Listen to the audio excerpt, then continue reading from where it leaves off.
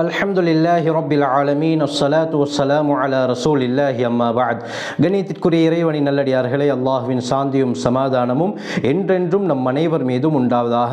தஃப்சீருடைய பாடத்தில் 8வது வகுப்பிலே நாங்கள் இருக்கிறோம். இதற்கு முன்னால் நடந்த எல்லா பாடங்களையும் நீங்கள் முழுமையாக அறிந்து கொள்ள விரும்பினால் அதனுடைய ஃபுல் பிளேலிஸ்ட்டை கீழே டிஸ்கிரிப்ஷன் பாக்ஸை தருகிறேன், செக் பண்ணி பார்த்து கொள்ளுங்கள். அதிகமான பிரயோஜனங்களை நீங்கள் அடைந்து கொள்வீர்கள். இன்றைய பாடத்தில் நாங்கள் எதை பற்றி பார்க்க இருக்கிறோம்னா, முக்கியமான ஒரு தலைப்பு. அதாவது குர்ஆன்ல 114 சூறாக்கள் இருக்கின்றன. இந்த 114 சூறாக்கள்ல நீங்கள் பார்க்கலாம் மக்கி மதனி என்பதாக அந்த சூறாவுடைய ஆரம்பத்தில் எழுதப்பட்டிருக்கும். இந்த மக்கி மதனி என்று சொன்னால் எதை குறிக்கிறது, இதனுடைய கருத்து என்ன என்ற விடயத்தை தான் நாங்கள் தெளிவாக பார்க்க இருக்கிறோம். அல்லாமா முஹம்மது அப்துல் அலீம் அஸ்ஸர்கானி ரஹ்மத்துல்லாஹி அலைஹி தங்களுடைய மனாஹிருல் இர்ஃபான் ஃபி உலூமில் குர்ஆன் என்ற கிதாபில் இந்த விடயங்களை தெளிவாக கூறுகிறார்கள். குர்ஆன்ல மொத்தமாக 114 சூறாக்கள் இருக்கின்றன. இந்த 114 சூறாக்கள்ல 86 சூறாக்கள் மக்கியுடைய சூறாக்கள், மிகுதமாக இருக்கக்கூடிய 28 சூறாக்கள் மதனியுடைய சூறாக்கள். இந்த மக்கி மதனி என்றால் என்னவென்று பார்த்தால், குர்ஆனுடைய விரிவுரையாளர்கள் முஃபஸ்ஸிரூன்களிடத்திலே 3 கருத்துக்கள் இருக்கின்றன, 3 இஸ்திலாஹாத்துகள் இருக்கின்றன. அவர்கள் கூறக்கூடிய கருத்தில் முதலாவது என்னவென்று சொன்னால், அன்னல் மக்கிய மா நஸல பிமக்கத வலௌ பஅதல் ஹிஜ்ரா. மக்கி என்பது மக்காவிலே ஹஜ்ரத் ரசூலுல்லாஹி ஸல்லல்லாஹு அலைஹி வஸல்லம் அவர்கள் வாழ்ந்த சந்தர்ப்பத்திலே இறங்கிய சூறாக்களுக்கு சொல்லப்படும். வலௌ பஅதல் ஹிஜ்ரா, அது ஹஜ்ரத் ஸல்லல்லாஹு அலைஹி வஸல்லம் மக்காவிலிருந்து மதீனாவுக்கு ஹிஜ்ரத் செய்ததற்கு பிறகு இருந்தாலும் சரி, மீண்டும் ஸல்லல்லாஹு அலைஹி வஸல்லம் மக்காவுக்கு வந்தார்கள். மக்காவுடைய வெற்றி சந்தர்ப்பத்தில் இதே போல உம்ரத்துல் கதாவை நிறைவேற்றுவதற்காக வேண்டி வந்தார்கள். இந்த சந்தர்ப்பத்தில் மக்காவிலே இருக்கும் பொழுது எந்தெந்த சூறாக்கள் எல்லாம் இறங்கியவையோ அவை அனைத்துக்கும் மக்கி சூறாக்கள் என்பதாக சொல்லப்படும். வல் மதனிய மா நஸல பில் மதீனா. மதனி சூரா என்று சொன்னால் ஸல்லல்லாஹு அலைஹி வஸல்லம் மதீனாவுக்கு சென்றதற்கு பிறகு நபி அவர்கள் மதீனாவிலே இருக்கும் சந்தர்ப்பத்திலே இறங்கிய சூறாக்களுக்கு சொல்லப்படும் என்பதாக இவர்கள் கூறுகிறார்கள். இதே போல வயதுகுலு ஃபி மக்கா, மக்கா என்ற விடயத்தில் மக்காவுடைய சுற்றுப்புறங்கள், எல்லைப்புறங்கள் எல்லாமே மக்காவுக்குள்ளால வந்துவிடும். உதாரணத்துக்கு சொல்ல போனால் ஸல்லல்லாஹு அலைஹி வஸல்லம் மினாவிலே இருக்கும் சந்தர்ப்பத்தில், அரஃபாவுடைய சந்தர்ப்பத்தில், ஹுதைபியாவுடைய சந்தர்ப்பத்தில் எல்லாம் குர்ஆனுடைய ஆயத்துகள் இறங்கியன. இவையெல்லாம் மக்காவுடைய அந்த போர்டருக்குள்ளால வருவதின் காரணமாக இவைகளும் மக்காவுடைய சூரா, மக்கி சூரா என்று தான் சொல்லப்படும். இதே போல மதீனாவுடைய சுற்றுப்பகுதிகளில், மதீனாவுடைய எல்லை புறங்களில் நபி அவர்கள் இருக்கும் பொழுது இறங்கிய சூறாக்களுக்கும் மதனி சூரா என்று தான் சொல்லப்படும். உதாரணமாக பத்ர், உஹத், இந்த சந்தர்ப்பங்கள், இந்த இடங்களில் இருக்கும் பொழுதும் ஆயத்துகள் இறங்கியன. எனவே இந்த எல்லாமே மதனி சூறாக்கள் என்பதாக முதலாவது கருத்து சொல்லப்படுகிறது. இரண்டாவது அல் இஸ்திலாஹு சானி என்னவென்று சொன்னால், அன்னல் மக்கிய மா வகஅ ஹிதாபன் லி அஹ்லி மக்கா. மக்காவாசிகளை முன்னோக்கி எந்தெந்த ஆயத்துகள் எல்லாம் இறங்கியனவோ அவை அனைத்தும் மக்கி சூறாக்கள். வல் மதனிய மா வகஅ ஹிதாபன் லி அஹ்லில் மதீனா. மதனி சூறாக்கள் என்றால் மதீனாவாசிகளை முன்னிலைப்படுத்தி இறங்கிய சூறாக்களுக்கு சொல்லப்படும். இதற்கு கீழால கொண்டு வருகிறார்கள். உதாரணமாக யா அய்யுஹன் நாஸ் என்று ஆரம்பிக்கப்படக்கூடிய இந்த ஆயத்துகள் எல்லாம் மக்கி சூறாக்கள், மக்கியுடைய ஆயத்துக்கள். யா அய்யுஹல்லதீன ஆமனு என்று ஆரம்பிக்கப்படக்கூடியவைகள் மதனியுடைய ஆயத்துக்கள் என்பதாக இரண்டாவது கருத்து சொல்லப்படுகிறது. இதே போல மூன்றாவது கருத்து என்னவென்று சொன்னால், வஹுவல் மஷ்ஹூர், இதுதான் பிரபல்யமான சிறந்த கருத்து என்பதாக மார்க்க அறிஞர்கள் கூறுகிறார்கள். அது என்ன? அன்னல் மக்கிய மா நஸல கப்ல ஹிஜ்ரத்திஹி ஸல்லல்லாஹு அலைஹி வஸல்லம் இலல் மதீனா. மக்கி சூரா என்றால் ஸல்லல்லாஹு அலைஹி வஸல்லம் அவர்கள் மதீனாவுக்கு ஹிஜ்ரத்துடைய பயணத்தை மேற்கொள்வதற்கு முன்னால் இறங்கிய எல்லா ஆயத்துகள், எல்லா சூறாக்களுக்கும் சொல்லப்படும். வ இன்கான நுஸூலுஹு பிகைரி மக்கத. அந்த ஆயத்துகள் மக்கா அல்லாத பகுதிகளிலே இறங்கி இருந்தாலும் சரி, அதாவது ஹிஜ்ரத்துக்கு முன்னால ஸல்லல்லாஹு அலைஹி வஸல்லம் மக்காவில் தான் வாழ்ந்தார்கள். இந்த சந்தர்ப்பத்தில் நபி அவர்கள் பல பிரயாணங்கள் போயிருப்பார்கள், மக்காவை தாண்டி அந்த பிரயாணத்திலே இருந்திருப்பார்கள். இந்த சந்தர்ப்பத்தில் ஆயத்துகள் இறங்கியிருக்கும். எனவே இந்த எல்லா ஆயத்துகளும் மக்கி என்பதாக கூறுகிறார்கள். இதே போல வல் மதனிய மா நஸல பஅத ஹாதிஹில் ஹிஜ்ரா வ இன் கான நுஸூலுஹு பி மக்கத.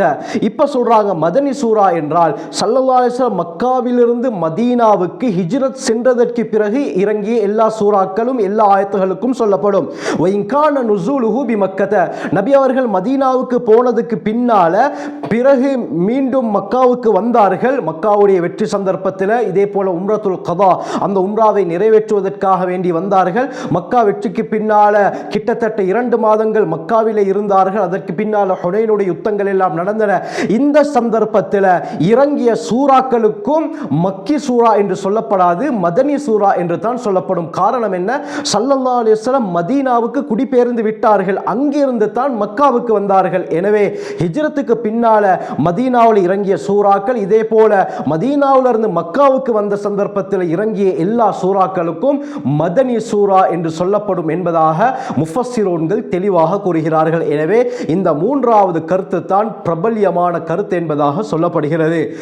இப்ப முக்கியமான விடயம், குர்ஆன்ல இருக்கக்கூடிய சூறாக்கள் ஆயத்துகள் எதெல்லாம் மக்கி எதெல்லாம் மதனி என்று நாங்கள் எப்படி அறிந்து கொள்வது என்று பார்த்தால் அதற்கும் பல அடையாளங்களை கூறுகிறார்கள். கிட்டத்தட்ட 7 அடையாளங்கள் இருக்கின்றன. இந்த 7 அடையாளங்கள் இது மக்கி சூரா என்பதற்குரிய அடையாளங்கள். முதலாவதாக அல்லாமா துரைனி ரஹ்மத்துல்லாஹி அலைஹி அவர்கள் கூறுகிறார்கள், குல்லு சூரத்தின் ஃபீஹா லஃப்து கல்லா ஃபஹிய மக்கியத்துன். எந்த சூறாக்கல்ல எல்லாம் கல்லா என்ற வார்த்தை இடம்பெற்றிருக்கிறதோ அந்த எல்லா சூறாக்களும் எல்லா ஆயத்துகளும் மக்கியுடைய சூறாக்கள், மக்கியுடைய ஆயத்துகள் என்பதாக சொல்லப்படுகிறது. சொல்லிவிட்டு சொல்றாங்க, வக்கது ذكر هذا اللفظ في القرآن 33 مرة. இந்த கல்லா என்ற வார்த்தை குர்ஆன்ல 33 தடவைகள், அதுவும் 15 சூறாக்களிலே சொல்லப்பட்டிருக்கின்றன. இந்த 15 சூறாக்களை எடுத்துக்கொண்டால் குர்ஆனுடைய கடைசி அரைவாசிகள் தான் இந்த 15 சூறாக்களும் இடம்பெற்றிருக்கின்றன. அந்த 15 சூறாக்களில் தான் இந்த கல்லா என்ற வார்த்தை 33 தடவைகள் இறங்கியிருக்கின்றன என்பதாக கூறுகிறார்கள். இந்த விடயத்தை சொல்லிவிட்டு இதற்கு கீழால அல்லாமா ஜர்கானி ரஹ்மத்துல்லாஹி அலைஹி, உம்மானி ரஹ்மத்துல்லாஹி அலைஹி அவர்களுடைய ஒரு கருத்தை கொண்டு வருகிறார்கள்.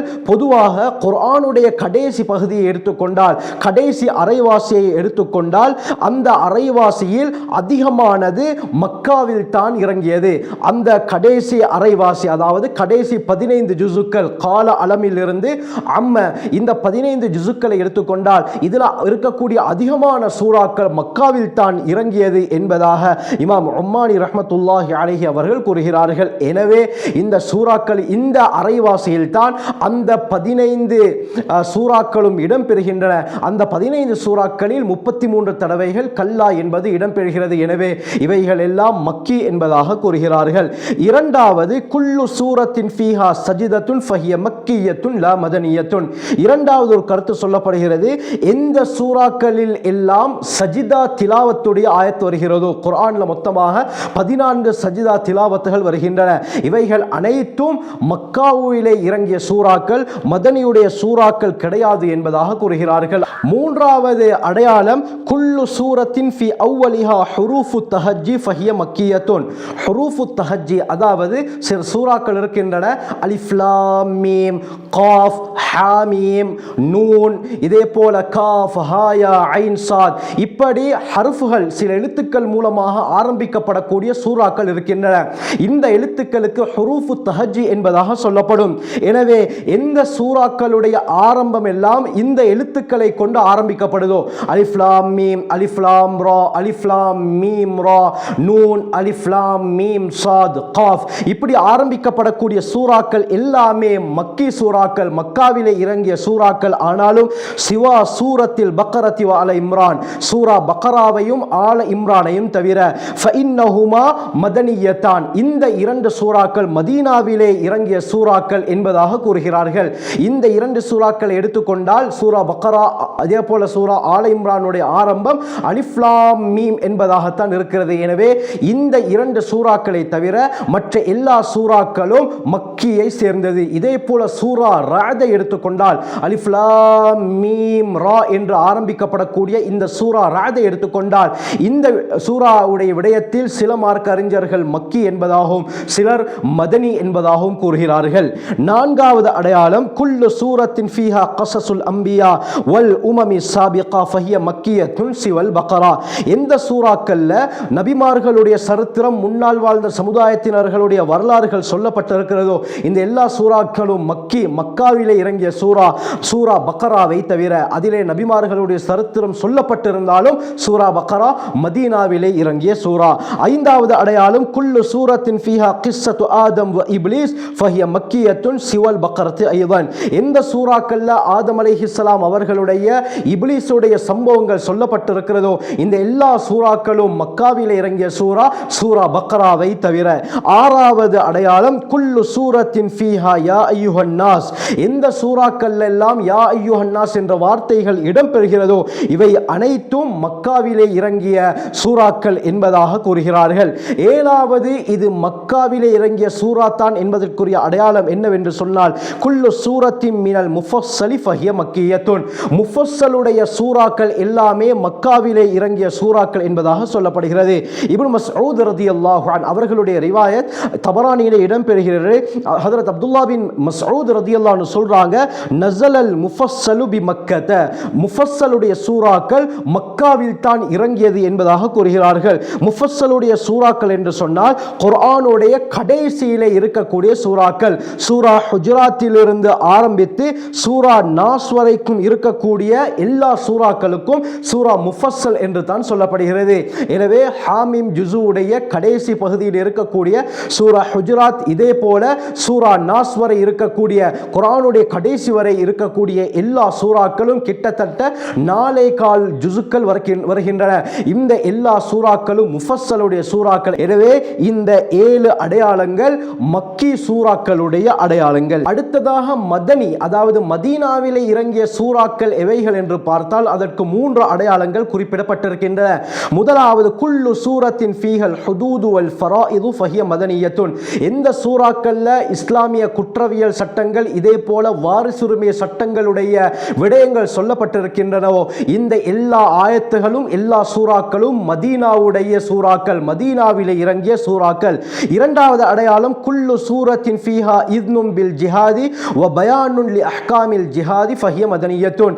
எந்த சூறாக்கள் எல்லாம் யுத்தத்துக்குரிய அனுமதியும் யுத்தத்துடைய சட்டங்களும் தெளிவுபடுத்தப்பட்டிருக்கின்றனவோ இந்த எல்லா ஆயத்துகளும் எல்லா சூறாக்களும் மதீனாவுடைய சூறாக்கள் ஆயத்துகள் என்பதாக மார்க்க அறிஞர்கள் கூறுகிறார்கள். மூன்றாவது அடையாளம் குல்லு சூரத்தின் ஃபீஹா திக்ருல் முனாஃபிகீன். இந்த சூறாக்கள் எல்லாம் நயவஞ்சகர்களுடைய விடயங்கள் அவர்களுடைய தன்மைகள் சொல்லப்பட்டிருக்கின்றனவோ அந்த எல்லா சூறாக்களும் மதீனாவுடைய சூறாக்கள்.